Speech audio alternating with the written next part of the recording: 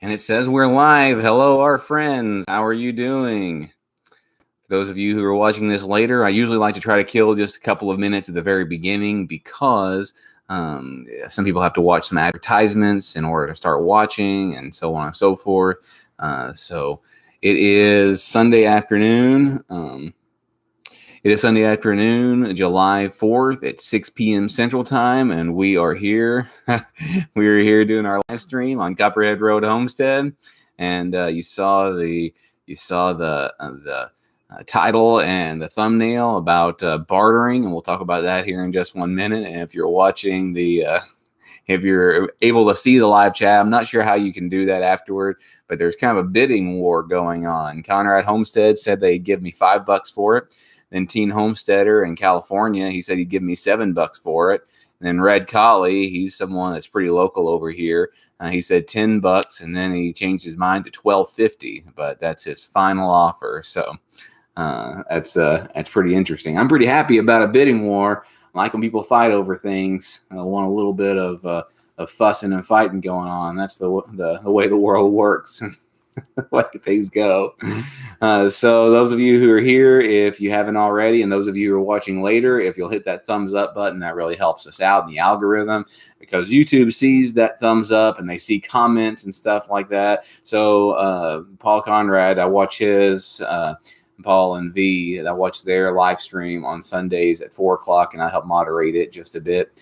And they were talking about how that's one way that you can kind of give a tip, and you can tell people you appreciate them, because that does help with the YouTube algorithm whenever you comment and you hit that thumbs up. And really, it does help if you share videos that you really like as well. If you can share those on your social media, those things are really very, very helpful to us. Rue is at work today. She had to work this Easter Sunday. So she's not going to be joining us, and it really is a whole lot more fun for me and helpful whenever she's here, because we can chat amongst ourselves, and you can ask her and she can comment and say things as well. So since she's not here, if you would chat at me as much as possible, then that would be very helpful. But I've got a few things on the and the kids are up at Nana and Papa's place. So Papa and Nana are on the live stream. And they live, in case most of you who are here already know, that we homestead with my mom and dad. This property has been in my family for over 100 years, really, really long time. And we just bought the property just adjacent to us that used to be in our family. It got out of the family through some bankruptcy or estate or something like that. But it's back in the family, and we are able to share some of the burden and load of homesteading. So that really helps. And we kind of free range our kids a bit. So Nana and Papa aren't really, watching them super well, but they're kind of halfway monitoring them. And they might even pop in here while we're doing this. And I moved it from 8 o'clock to 6 o'clock because whenever Rue gets home from work, she's really tired. I really want to spend some time with her. So, and it really helps us to unwind at the end of the day if we are able to, do the live stream just a bit earlier. So that's what we did. The hot tunnel is open. It's been a nice 70 some odd degrees today. I've got some clothes in line.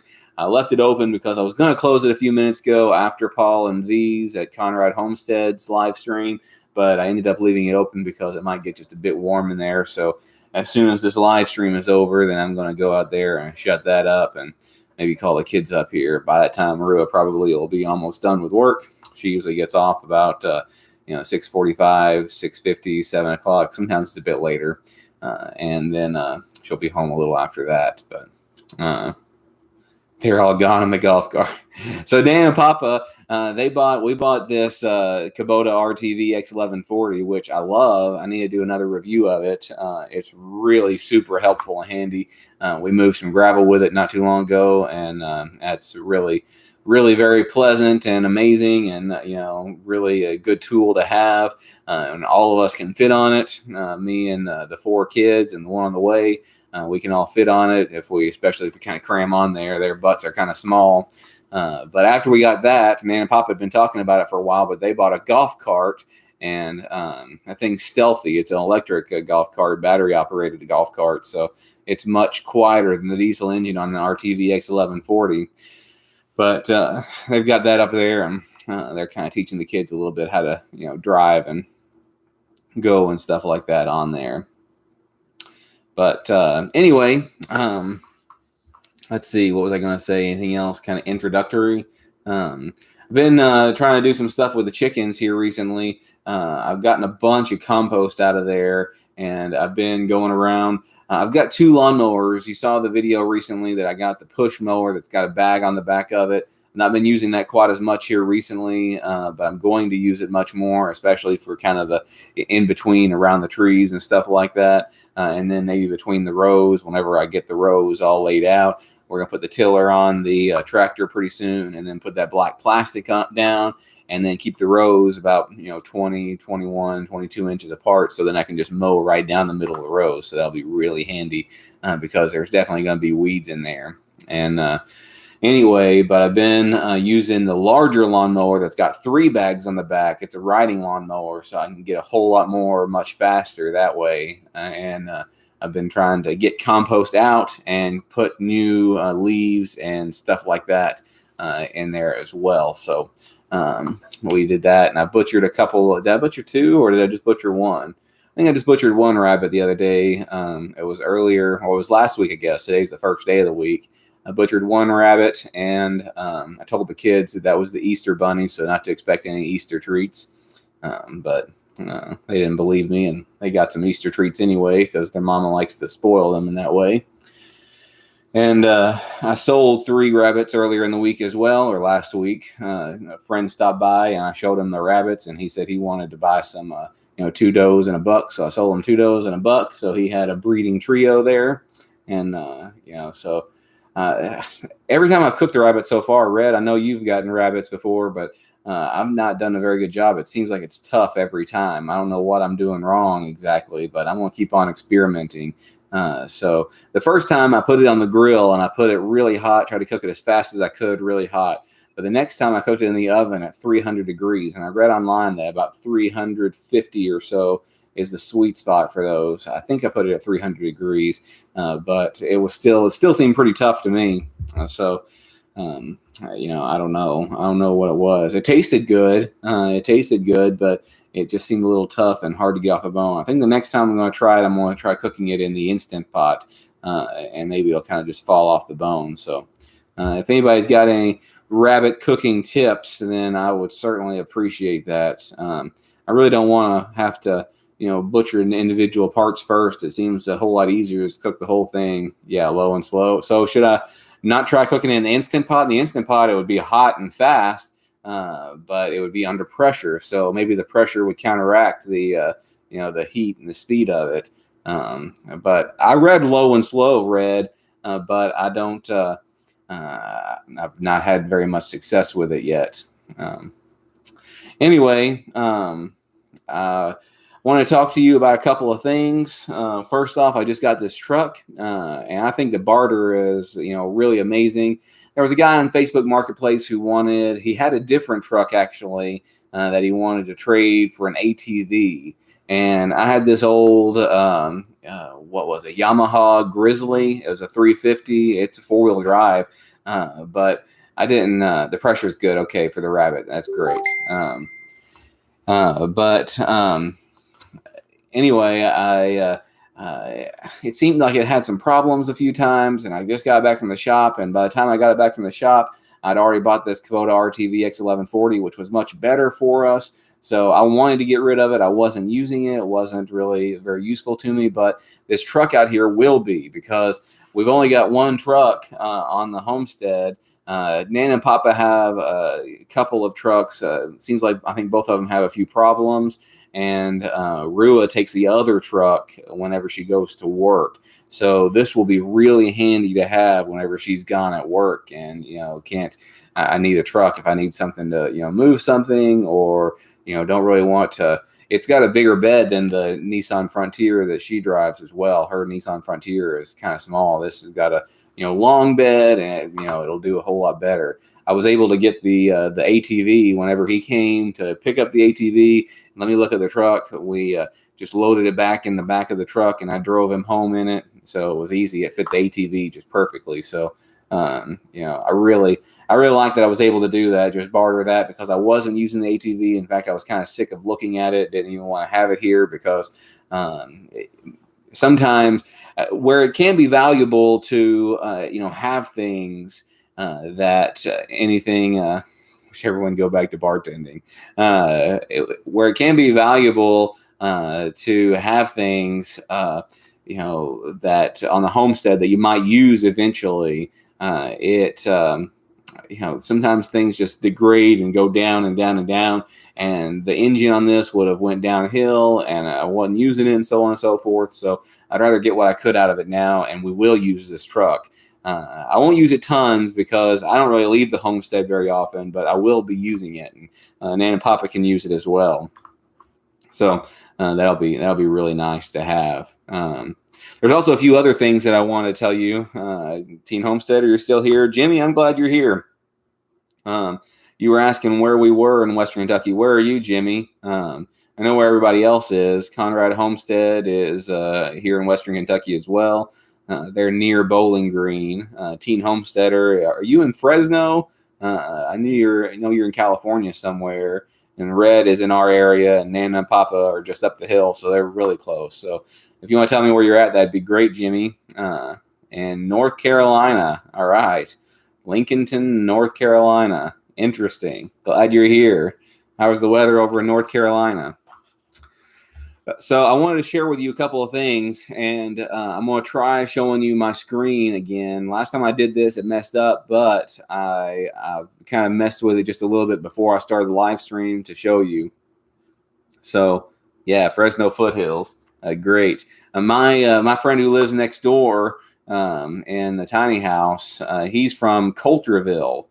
So, just the foothills up there in Coulterville, he said. So that's really neat. I might have already told you that. So first thing I want to tell you about was this. I can't see any comments right now. Is this thing from Kickstarter?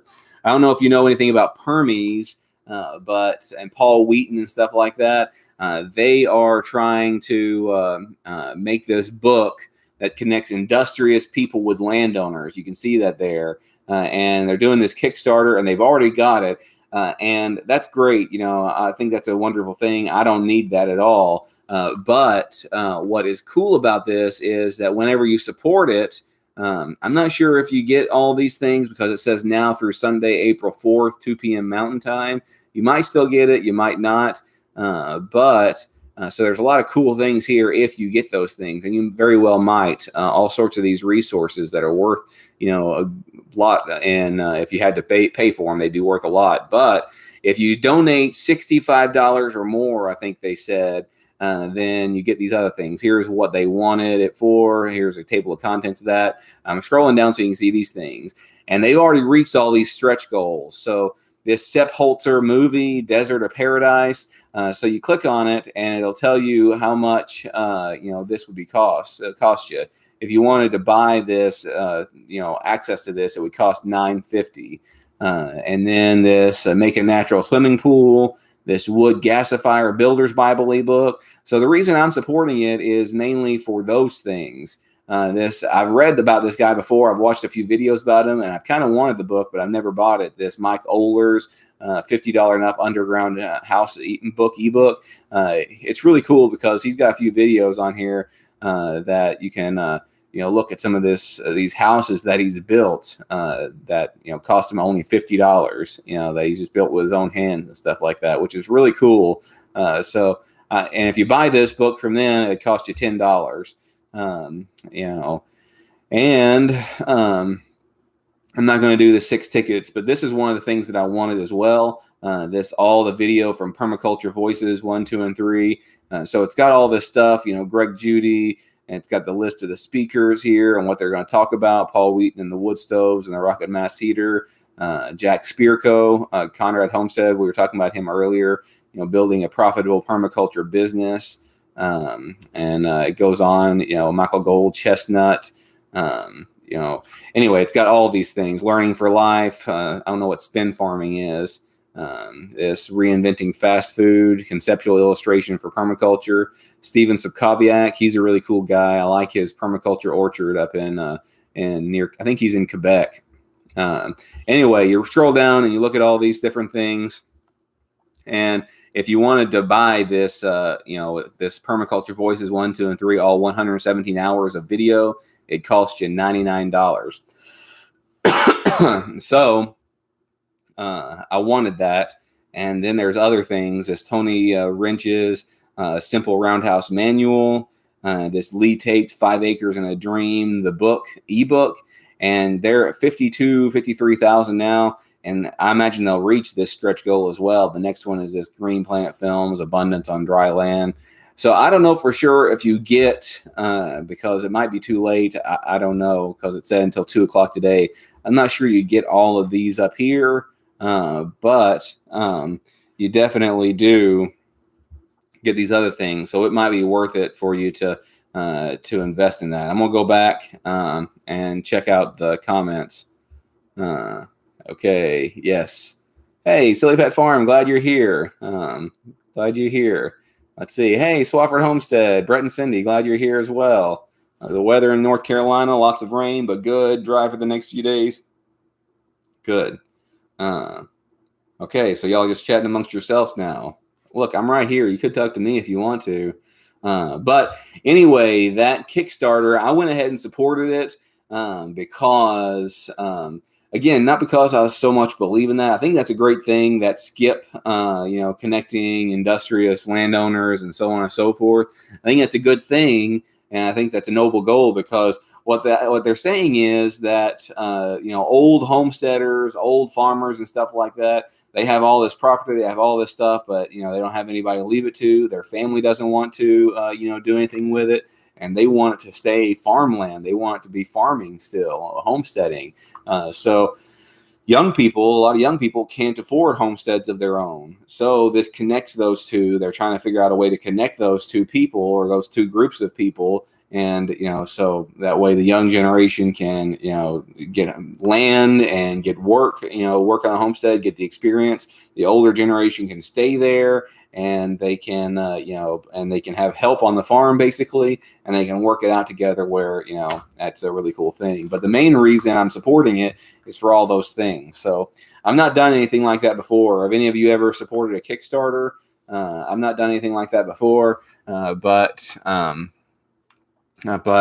thought I'd give it a try this time. Anyway, that's the first thing I want to share with you about that. So I did that this week. I traded for that.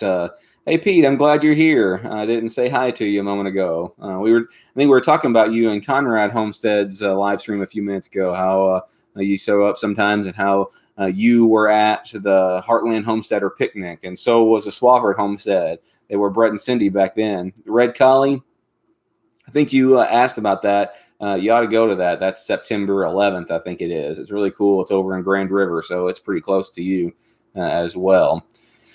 I'd like to go to like the Homesteaders America and things like that, or some other meetups. And I think Doug and Stacy have something over in Hannibal, Missouri, but sometimes those things are just too far away for me, and I can't get away from the homestead in the summertime. That's hard. September might be easier, and also it's hard to travel with a bunch of kids. But it was a great meeting up and chatting with people there at the Heartland Homesteaders thing. The other thing. Yeah, it's great. So the great thing about it for me, I kind of had envisioned about this, because they're supposed to be, like tables and things like that. There are some people there that's selling some things and, sharing some of their, knowledge and stuff like that. But more than anything, it really is just kind of a meetup.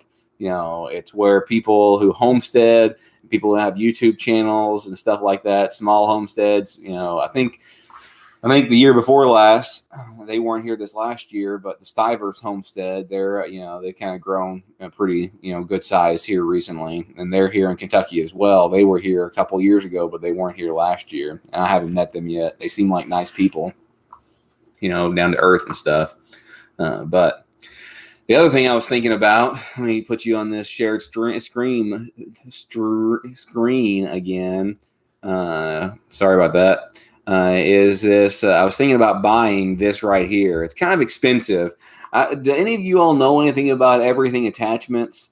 It is expensive, but the thing about these everything attachment land levelers, this land plane, let's see if I can make this just a bit bigger for you. I think I can. Yeah, there we go. The thing about everything attachments is, I think one of their mottos is that they try to, undersell and overbuild, or some underpromise and overbuild, or something like that. And they use this hard steel. We recently got something from them, and I haven't done a video on that yet. But our road back here is very atrocious. We've got over a quarter mile of road back here, not counting the little easement. So where we live, there is a main drive, and then there's an easement that's not our property. That's only about, I don't know, 100 feet or so, something like that, maybe 150. It's not very large, but there's an easement from the road, which is also a dead-end road, to our property. And this easement is, it's a permanent easement. And the way I understand easements in Kentucky is that basically you have every right to it, just as much as the owner, except you don't own it. You don't pay property taxes on it or anything, but you have every right to it. So if you count that one especially, it's definitely over a quarter mile, but only on our property, between the beginning of our property and all the way to Nana and Papa's, there's over, there's a quarter of a mile of road. And then if you include this other property that we just bought, then it's kind of rutted up and stuff too, and we're going to be trying to fix that up eventually. We've got gravel on the homestead. We've got a gravel pit kind of thing, and then that's not including other roads like to the gravel pit. And this thing is supposed to be like a box blade plus. So I don't know if you can see in these pictures here, but let's see if I can get another picture over here. But what happens is it's got these blades. Is that upside down? Well, that's just got the steel up a little bit. But what happens is these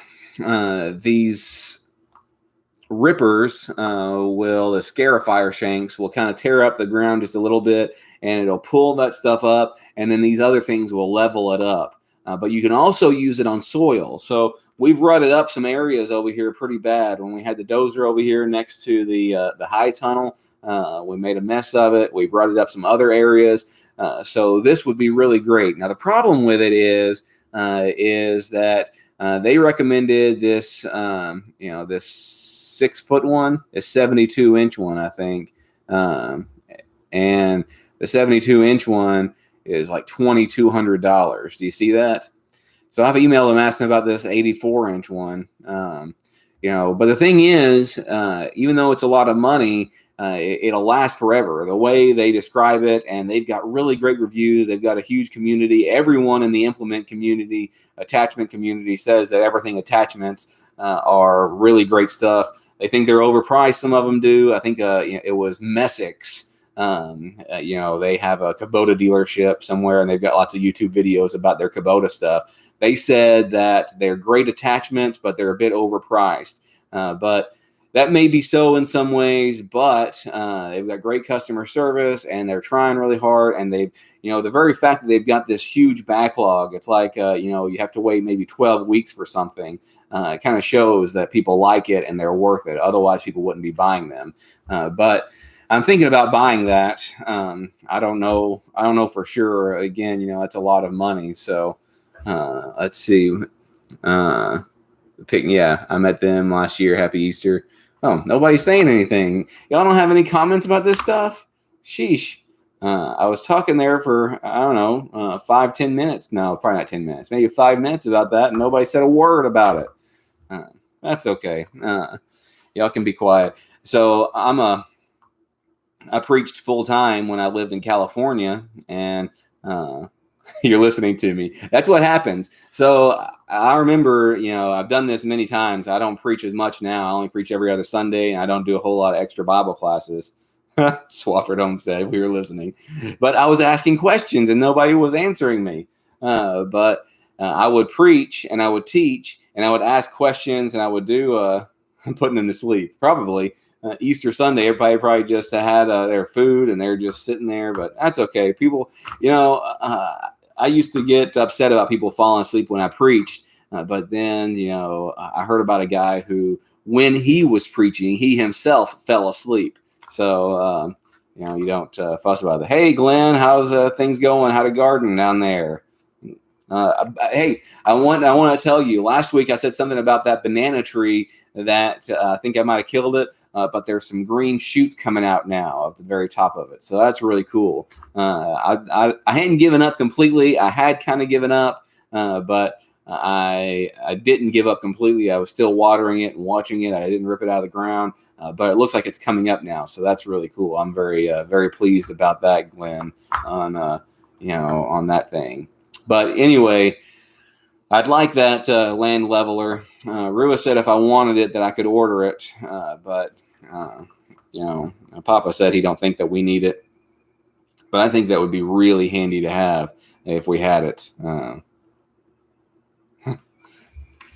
right, there was one other thing I wanted to show you. And let me change this screen over here. I won't be able to answer anything you say for a few minutes. I bought some of these today. Now, these are a little expensive. We've been using as insulators. What we do is take an 1.5 inches. I think it's 1.5 inches. Papa, correct me if I'm wrong. Take 1.5 inches PVC, and we slice it into little, thin, maybe, I don't know, 1/2 inch, 1 inch segments. With I've been using a circular saw. Papa used to use the cutters that, you'd cut PVC with, but that would take forever. But I just use the circular saw. And then we would wire those to the T-posts or screw them to the tree. Papa did that with some. And then we would come along with the electric fence, and we would, either feed it through those, or we would, wire it to those. So that way it would keep it away from the post and would keep it away from the tree, and much, much, much, much, much cheaper, because you can get, a 20-foot section of that 1.5 inch PVC for, I don't know, how much is it, Papa? $10 or $12, something like that. It's very reasonable. And from a 20-foot section of those, if you make them an inch each, 20 foot, that's, 250 of them or so for, just a little bit of time. So it seems, and they're probably smaller than an inch each. So you can probably make more than that. You probably make, 300-400 of them from a 20-foot section. It doesn't seem like we make that many of them. I don't know, Papa. Maybe we do. But anyway, it's a whole lot cheaper to do the way we have done it, but it's a whole lot more labor intensive. These things. Hi. We have radios, so the kids must have a radio, and they said something. But let me show you how they work. Oh, did it shake? No, that's not the right thing. Here it is. Can you see this? So they put it on here. Boom. Click. Easy. You see how easy that was? That's much easier. Let me show you one more time. You just put it on there. You click it on there with the cheaper electric fence, and then you snap it on there. Boom. Easy. And you can do it all over the thing. So look at how, no matter where you have it on there, you can put it anywhere on the T-posts. So you're paying a little bit more money for it, and then you can put it in there. And then look at how tight it is. Look how I move it. It's not going anywhere. You got to want to get it out of there. So I bought some of those today to try them out, and we want to move these pigs over here, these Mangalitsa pigs. I was moving them, rotating them all the time, but then, life caught up and things got really busy, and I couldn't do that anymore. So yeah, isn't that easy? Yeah, 1.5 inches. Okay, good. Yeah, I'm glad it's coming up too.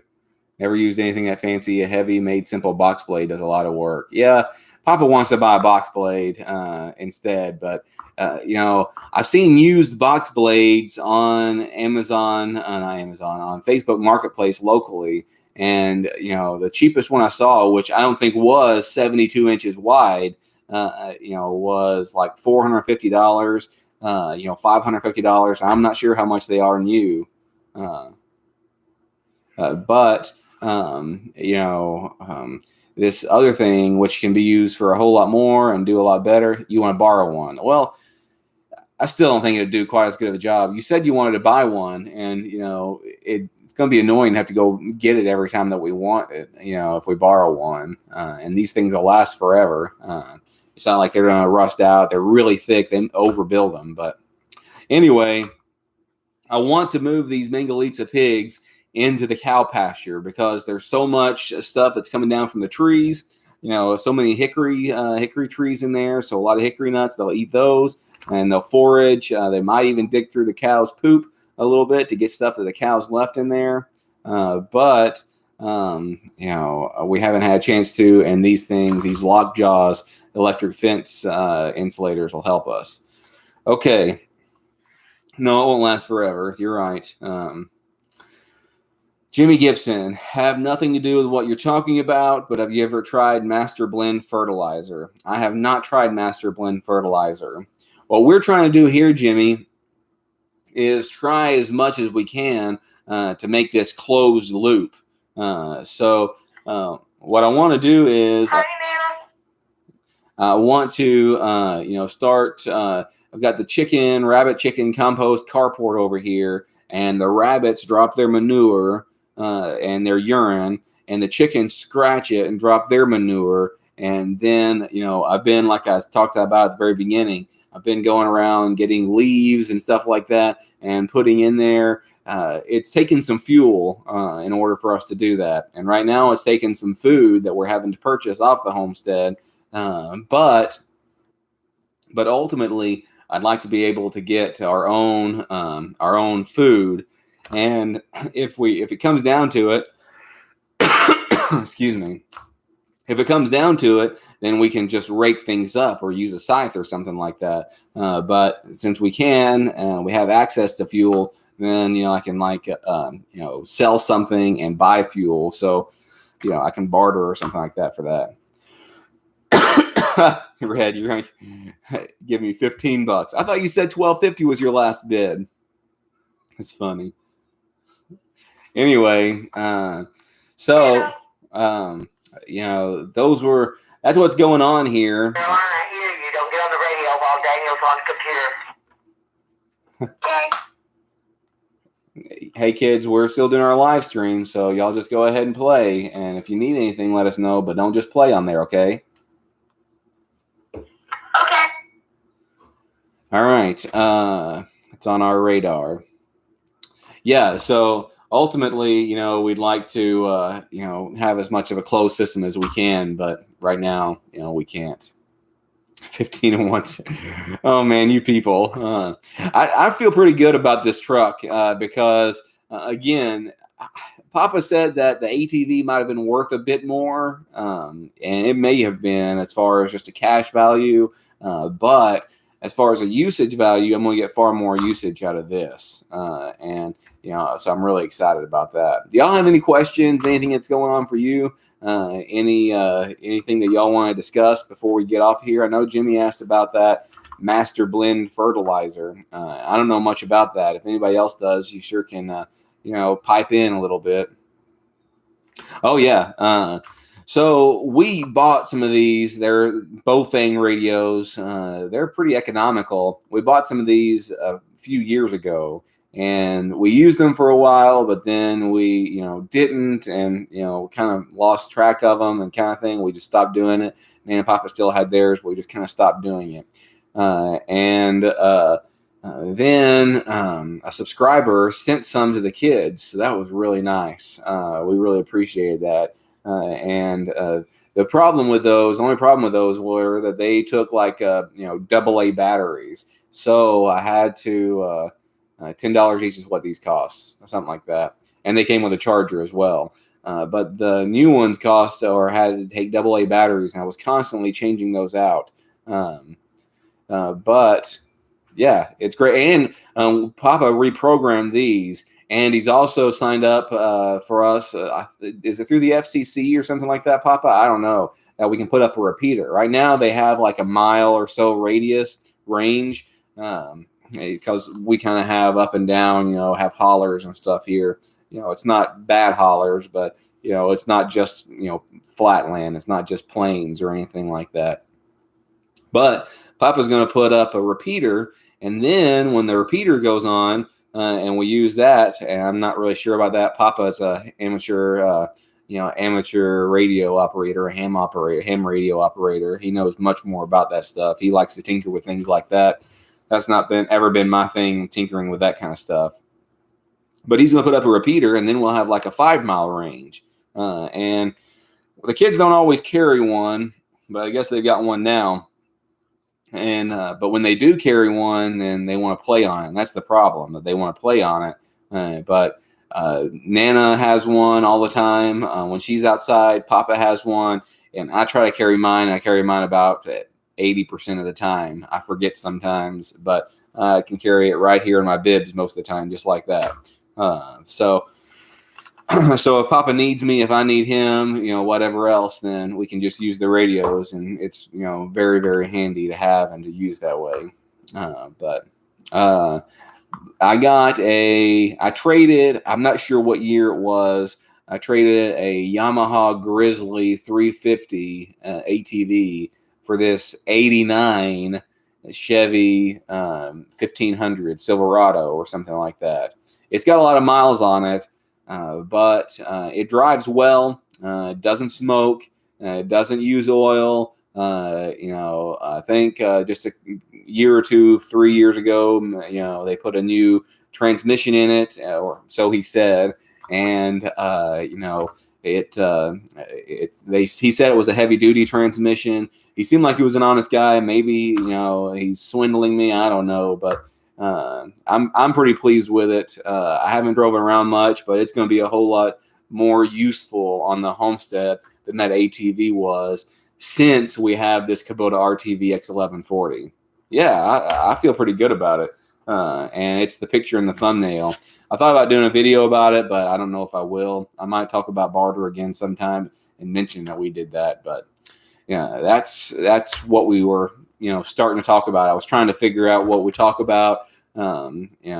Whenever you all ask questions and stuff like that, then that really, helps a whole lot. But sometimes you don't, and that's okay. I was saying that a few minutes ago that whenever I taught Bible classes in California when I was a full-time preacher, and then, I had to prepare my Bible classes as though that there weren't going to be any questions or comments at all, because people don't always comment or question, unless I made very open-ended questions and then waited for it, which you can't really do whenever you're doing YouTube, because if you're doing this content, then you don't need to have the dead air space. But if I'm sitting in an auditorium or in a classroom, then I can very easily just pause for 15, 20, 30 seconds and wait for somebody to say something. But I can't do that as much here. Oh yeah, I think bartering is great. I had this, I wasn't using it. He had this, he wasn't using that. His wife wanted him to get rid of that. My wife kind of wanted me to get rid of this. And more than that, I wanted to get rid of it. I was looking at that ATV and feeling dumb about buying it a few years ago, because it hadn't really run exactly the way I wanted it to.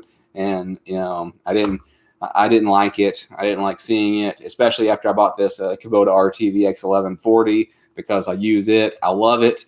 It was a large purchase, more than I really wanted to spend on it, but you can't take your money with you, and we've worked really hard and saved in other areas. So, okay.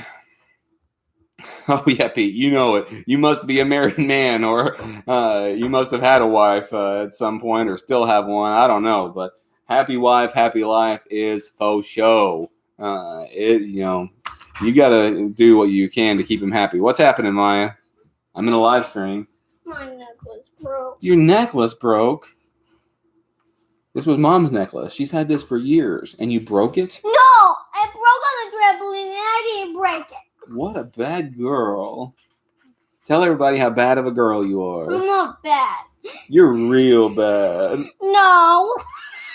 It's just wrong. Well, maybe Papa can fix it. So, okay. You want me to just put it right here for now? Okay. Okay.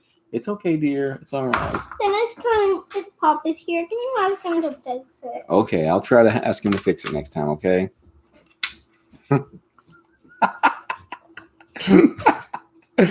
So, whenever anything breaks, Papa is on here. That is a legit emergency. It is. So, I don't know how well you can see it, but this here, it won't be able to be fixed easily unless we put some other kind of clasp on there or something like that. But whenever I have a problem like that, I usually push it off. I usually push it off on Papa or Nana. Like if a garment is broke, I'm like, well, maybe Nana can sew it for you. And if it's something else mechanical, I'm like, I don't know how to fix that. Even if I do, most of the time I play dumb. Like, I don't know how to fix that. You need to ask Papa about it. Nursing a food baby. Are you bald faced now, Jack? I saw that picture. I couldn't believe it. I can't wait for a video to come out. I'll keep it up here, Nana. She wants me to make sure that I take it up there or give it to Papa next time he's here. Nursing a food baby. You have your good Easter ham? You kind of came in, Jack, at the time I'm about to leave because nobody has anything else to say. Oh, man. Well, if anybody has any more comments, speak now or forever hold your peace. It was April Fool. Oh, so you didn't have a food baby. Okay, not food baby. You didn't have a shave it. Okay. Well, I don't. Okay, I was thinking, how did you do that then? Did you have an app or something like that that shaved you? I was thinking that was pretty crazy. I thought it might have been April Fool's, but if it wasn't, I was like, oh man, that's crazy. I didn't know how you could do it. That's pretty good. Okay. Nobody has any other questions or anything? Okay, a Snapchat filter. Well, I saw your wife grinning in the background like, I can't believe he did this. But okay. And I saw you had in one of them you had some big mutton chops over there, some great big orange big mutton chops. I'm like, oh man, he must have, just been playing around with it a little bit. All right, Pete, Nana, Swafford, Red, everybody, Mindful Homestead, Teen Homesteader, thank you so much. Everybody else who was here, I really appreciate you all very much. I know this is a different time thing for you. For me, in a lot of ways, it's less convenient because I'd like to be outside working right now because it's still sunny and, and I could do some things, but it's a whole lot better for us because when Rua gets home, then we can just relax together and that feels good. That makes it, happy wife, happy life, right, Pete?